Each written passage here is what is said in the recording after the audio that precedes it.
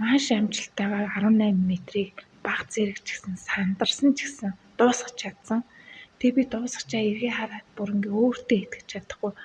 Вау, би үнэхээр чадчихлаа штэ гэдэг мэдрэмж авсан. Үнэхээр гайхалтай. За сайн байцгаана уу? Энэ өдрийн мэндийг хүргэе. За сараа нойрд бичлэгээ оруулсангүй энэ удаагийн бичлэгээрээ та бүхэндээ усанд сэлэх айцаа давсан тухай хуваалцъя гэж бодлоо. Тэгээд намайг нөгөө бассейнд явж байгаа гэсэн чинь маш олон хүмүүс үнэхээр сэлж сурахыг хүсдэг. Тэгээд бассейнд явж үзээгүй, сэлэхээс юм айц маш их байдаг. Нөгөө ямар гоё юм бэ гэдэг зүйлүүдийг хэлж исэн. Тэгээд тэр хүмүүсийн адил би айгаа явж исэн. Ус харахаараа халуун оронд очиод бассейн дээр очиод би бүр ингээ айгаад зүрх савлаад ч юм уу иймэрхүү хэцүү мэдрэмжүүдийг бол маш их авдаг байсан. Тэгээ яалтчгүй одоо өөрөө ингээ сэтгэл зүйн салбарт ороод явж байгаа. Тэгээ дээрээс нь ухамсарын тэлэлт одоо ухаалаг байх, тунгаалт хийгээд энэ сэтгэл зүй гэдэг чинь ямар сонирхолтой юм бэ гэд энэ зүйл рүү орсон учраас яалтчгүй би айцыг ер нь давах хэрэгтэй юм байна. Айцыг давснараа дараагийн удаа би илүү их өөртөө итгэлтэй болт юм байна.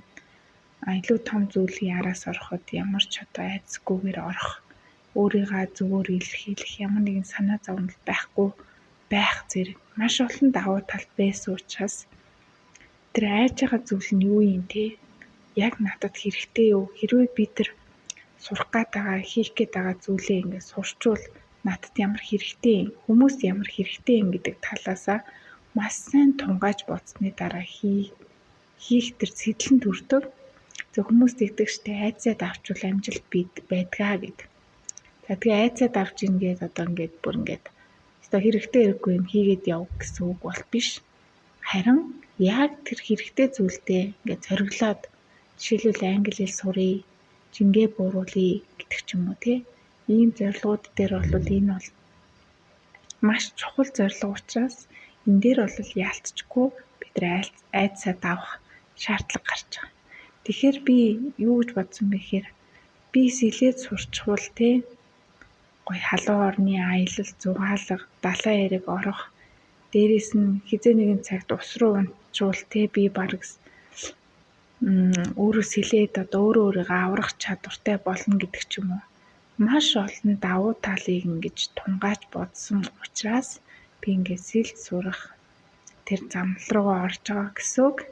Тэгээд юу гэж хэлэх гээд юм гэхээр та бүхэн сэлхээс айж байвал одоо ингээд эхлээрэй гэж хэлмээр байна. Тэгээ юу болсон бэ гэдгийг бас та бүхэндээ товчхон хуваалцъя.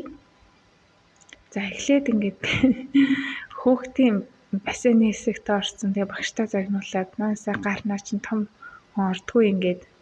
Тэгээ том хүнийх рүү ороход багш надад 4 төрлийн юм өгсөн. Нэг нь бэлхүүсээр ороодог юм байсан. Хоёр дахь нь болохоор юм сугантай авчуулдаг зүйл байсан. 3 байсан юм. 3 дахь нь юм хавтан. Тэгээд тэр 3-ыг барьчаад намайг ус руу ор гэд. Тэгээд би яана тэг живчүүл яана гэд бүр сандраад гар хөлөө савчаад тэгсэн чинь живээгүй. Яа тэр хэсэг нь бол хамгийн инээдтэй хэсэг. Тэгэхээр нөгөө альва зүйл рүү бид нар маш сайн бэлтгэлтэй орж чадах юм бол яадагчгүй юм байна гэдэг тэр мэдрэмжийг авсан гэх юм уу. Тэгээд би ингээд ямар ч санаа зовлтгүйгээр тэр бассейний тэр 18 м зайдаг гэд. Сайхан хөл гараа хөдөлгөөд явлаа. За тэгээд багш маань надад техник зааж өгөөд усан дээр гарч ирээд гараараа тэр нөө самбраа бариад тэр нүрээ дотор нь хийнгуудаа 3 тоолоод 3 тоолоход амьсгалаа гаргаад тэгээ нүрээ гаргаад гэдэг ч юм уу тий амьсгалын дасгал хийлгүүлж байгаа байхгүй юу. Тэгээд тэр хооронд бас хөлөө өдлөгнөө мэлхий сэлэл зааж өгч байгаа. Тэгээд хэсэг явсны дараа нэг 2 үлээ 3 удаагийн явалтын дараа одоо энэ хавтангаа солиод 2 ширхэг жижиг юм юу бариад нийлүүлээд яваа гэд. Тэг 2 өөр тийм барих зүйл өгсөн. Тэгээ тэрийгээ бариад ингээд яваад бас нэг хэд явсаа нэг 10 минут явсан чинь багш. За тэгвэл наадхаа одоо юу ачих хэрэглэхгүй гээд. Нөгөө нэг урдаа барьж ирсэн хамгаалах хэрэгсэл маань байхгүй болж эхэлж байгаа. Тэгээд одоо ингээ гармаа сул болчоор чинь би живхэн юм шүү гэж бодсон. Гэтэл тэгээгүй. Тэгээд суганд хавчуулсан юм гомин гэж зүйлээсэн. Тэгээд бэлхүүсэндээ одоо юм юугаа хамгаалтын бүсээ зүүцсэн. Тэгээд би бол огт живээгүй. Тэгээд хэсэг хугацаанд бас амьсгалын дасгалаа хийсэн байсан учраас ягаачгүй. За тэрний дараа яасан бэ гэдгсэн чинь гараа хөдөлгөх тий амьсгалтайгаа хослуулад гараа хөдөлгөөд хөлөө хөдөлгөөд гэдэг. Яг тэр одоо мэлхий сэлэлтийн техникийг одоо зааж өгч байгаа. Эхлээ ус руу ороод хөлөөж ийгээд тэг хөлөөж ийснийхэн дараа 3 тоолох хооронд ингээ урагшаага явдсан мэн. Хөлөө ингээд мэлхий шиг жийчж байгаа учраас төрөл дээр урагшаа явна. Тэр хооронд 3 тоолсны дараа амьсгалаа гаргана. Амьсгалаа гаргахтаа болохоор гээ гарнгаа толгоогоо өргөхөөр би уснаас гараад ирж байгаа байхгүй. Тэгээ амьсгалаа авангуудаа ингээ гараараа урдлын хэсгээрээ ингэж яагаад сэлээд тэгэнгүүтээ ахиа хөлөөрөө жийж байгаа байхгүй. Яг ийм байдлаараа хийж байгаа. Би энийг бол бараг 2-7 хоногийн турш хийсэн. Тэгээд бас муу өөртөө ихтэй болоод эхэлж байгаа байхгүй. Яваад байна шүү. Ер нь дайжгүй шүү тий. За энэ сууган тавьчулж байгаа юм ямар ч лээс авдаг гэсэн гээд нөгөө сууган тавьчулж исэн юм авахгүй л өөрөө авах гэж оролдоо бол багштайгаа таардгүй. Тэгээ байжсэн чинь уржигдэр яг 2 хоногийн өмнө юу байсан. Тийм бэлхүүснийхээ амиг эхлээ авдаг гэд. За ингээд яг одоо бичлэг хийж байгаадаа одоо талархаж чинь би бүр мартах чинь. Эхлээ бэлхүүснийхээ аваад гомгоо үлдээд юм билээ. Гомн буюу сууган тавьчулдаг. Тэгээ бэлхүүснийхийг авахд бол ямар ч өөрчлөлт байгаагүй. Аюу сайхан байсан. Тэгээ тэргүүрээ бас нэг 7 хоног явсан юм байна. Тэгээ 7 хоног явж байгаад хамгийн сүүлийн аврах хэрэгсэл буюу гомн таг үлдсэн байгаа байхгүй юу? Ийм урт юм байт юм билээ. За тэгээд гомн таг үлдчихэд 2-7 хоног яваад тэгээд өөрөө тэр гомнгаа аваад бас жоох явах гэж оролцсон ч ерөөс чадахгүй байсан. Тэгээд 2 хоногийн өмнө багш маань за одоо гомнгоос салъя шүү гэд надтай 2 эмэгтэй бүгдээрээ зэрэг гомнгаа аваад тэгээ багш бүр ингээ гомн гээд ахаар штэ. Нилээ урт юм ингээд урд ингээд тавиад хэрвээ живхгээ сандраад ах юм бол татаж гаргана гэж тооцоолоод хажууд явж исэн. Тэгэхэд би юу гэж бодсон бэ гэхээр би аварчин гэсэн бодолтой сандарч болохгүй. Энэ гомгоос би зуурахгүй. Зүгээр л би өөрөө чадна, тайван байж болох гэж хэлээд хийсэн. Тэгтэл би маш амжилттайгаар 18 метрийг баг зэрэг ч гэсэн сандарсан ч гэсэн дуусгах чадсан. Тэгээ би дуусгачаа эргээ хараад бүр ингээ өөртөө итгэж чадахгүй.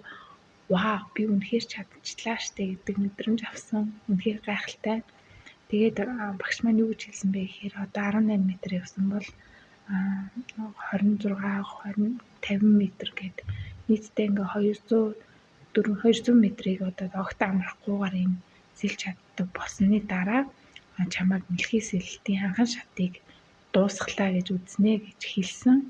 Тэгээд би бол дараагийн одоо бассейныхаа хичээл дээрээ бол ямар ч хамгаалах хэрэгсэлгүйгээр ингээ сэлж чадна гэдэгтээ итгэлтэй болсон байгаа. Тэгэхээр санаа зовлтгүй одоо мэрэгжлийн багшийн чиглүүлгээр ингээд багаар ямар ч айцгүйгээр ингээд хийж болд юм бэ. Харин нэг анхаарах зүйл нь өөртөө итгэхээрээ өөртөө итгэл хамгийн чухал. Сэтгэл зүй дээр ажиллаарай. Хүн өөрөө л яг тэр дотроо сандрах юм бол болтгүй юм байна. Сандрахгүйгээр яг багшийнхаа заасан зүйлдээ итгээд тууштайгаар хийгээрэй гэж хүсэж байна. За ийм байна. Тэгээд энэ сэлэлтийн хичээлийг хийж явах явцдаа би юу харсан бэ гэхээр яг амьдрал ийм байд юм бэ. Бид нар ингээд хүчлэх, сандрах, бухимдах, айцыг мэдрэхэд живдэм байна. Амьдрал өөрөө яг тийм. Бид нар энэ сэтгэл зүйгээ удирч чадахгүй, сандраад, уурлаад, бухимдаад ингээд тарвалзаа те ингээд ах юм бол живнээ амьдралд бууж өгнө. Харин тэглгүүгээр биеэ сул тавиад яг мэрэгжлийн чиглүүлэгч хүний тусламжтайгаар энэ амьдралыг ихшээж одоо амьдралыг одоо хүсэн сэлж байгаа юм шиг өөрийн хүснээрээ хүссэн зүйлээ авч хүссэн зүйлдээ хүрэх боломж байдсан байна гэдэг мэдрэмжийг авсан. Хоёрдугаарт болохоор тэр амьсгалын дасгал яг юм тоотой байдаг, хэмжээтэй байдаг гэдгийг бас мэдэрсэн. Тэгэхээр бүх зүйл дээр энэ амьдралдаа оруулж ирэх шин дадал зуршлыг бол оруулах бүрэн боломж байдсан байх шүү гэж хэлмээр байна. Тэгэхээр миний зүгээс бол энэ хүмүүс амьдралаа өөрчлөхийг хүсдэг. Өөрчлөхийн тулд тодорхой хэмжээний ур чадвар буюу шин зүйлийг сурах шаардлагатай болдог. Түүнийхээ төлөө ямар нэгэн байдлаар сэтгэлээр ундаг, шантардаг, айцыг бий болгодог. Тэглгүүгээр шууд хийж эхлэхэд бол тухайн зорилгоо, тухайн хийж байгаа зүйлийг маш энгийн жижиг болгож алхам бүртээ чиглүүлэхтэйгээр явах хэрэгтэй байна гэдэг зөвлөгөөг та бүхэнд өгмөр байна. За ингээд өнөөдрийн яриаг анхаардлаа сайхан сонссон та бүхэндээ баярлалаа. Асуух зүйлээ ивэл комент үлдээгээрэй.